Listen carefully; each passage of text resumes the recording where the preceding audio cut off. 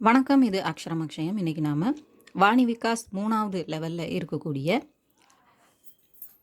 படோ குச்சு சம்ஜோ அதில் இருக்கக்கூடிய 2வது கதை நம்ம பார்க்க போகிறோம்.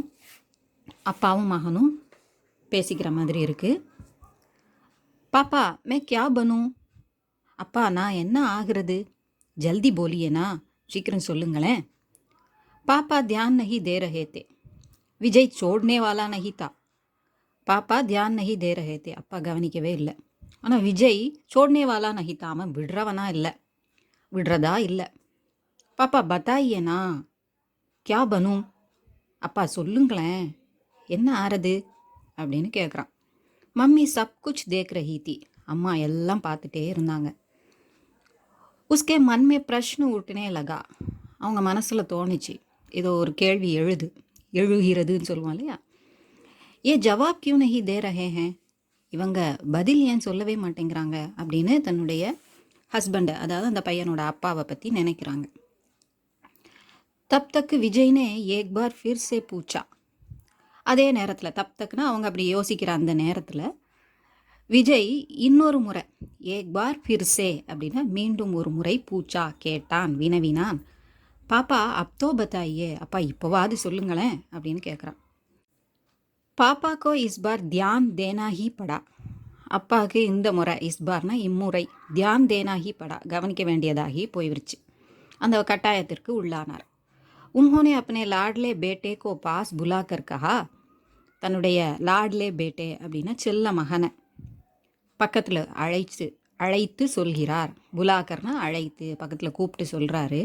தும் ஜோபி பன்னா சாத்தே ஹோ பனோ, நீ என்ன ஆகணும்னு விரும்புகிறியோ அதுவாகவே ஆகு அப்படின்னு சொல்கிறாங்க. என்ன விரும்புகிறியோ அது ஆகு. தேரே ஏ தோனோ ஹாத் ஆசாதி கே பங்கு ஹே, உனது இந்த இரு கரங்களும், ஹாத்னா கைகள், கரங்கள், ஆசாதி கே பங்கு ஹே, சுதந்திரத்தின் சிறகுகள் அப்படின்னு சொல்கிறார். ஆகாஷ் தக் உடோ, ஆகாயம் வரை பறக்கலாம். ஆகாயம் வரைனா உன்னுடைய எவ்வளவு லிமிட் இருக்கோ, அன்லிமிட்டெட் அப்படின்னு அர்த்தம். உன்னுடைய விருப்பப்படி நீ பறந்து செல்லலாம் அப்படின்னா உன் விருப்பப்படி நீ ஆகலாம், என்ன விரும்புறியோ அது ஆகலாங்கிறதுக்கு இன்டைரக்டாக அவர் அப்படி சொல்கிறார். லேக்கின் பேட்டா ஜோபி கரோகே பூரே மன் சே கரோ, ஆனால் மகனே ஜோபி கரோகே, நீ என்ன செஞ்சாலும் பூரே மன் சே கரோ, முழு மனதோட செய். ஹர் காம் கோ படே பியார் சே கரோ, ஒவ்வொரு வேலையையும் நீ மிகவும் அன்புடன் விருப்பத்துடன் செய். தில் லகாக்கர் கரோ, இதயபூர்வமாக செய், மனதை ஈடுபடுத்தி செய். குஷி குஷி கரோ, மிகவும் மகிழ்ச்சியோட செய், திருப்தியோட செய்.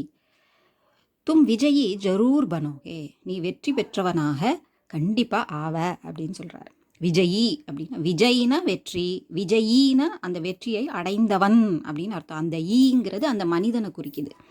அப்படி இருக்கும்போது வெற்றி பெற்றவனாக ஆவாய். மம்மிக்கு அதில் பருகையா, இப்போ அவங்க அம்மா மனசு நிறைஞ்சு போச்சு. இவர் ஒன்றுமே சொல்ல மாட்டேங்கிறாரேன்னு பார்த்தா சொல்லும்போது நல்லாவே சொல்லிட்டார் இல்லையா. ரொம்ப நல்ல விதமாகவே மகனுக்கு அறிவுரை சொல்லிட்டாருன்னொன்னே அவங்க அம்மாவுக்கும் மனசு திருப்தி ஆயிடுச்சு.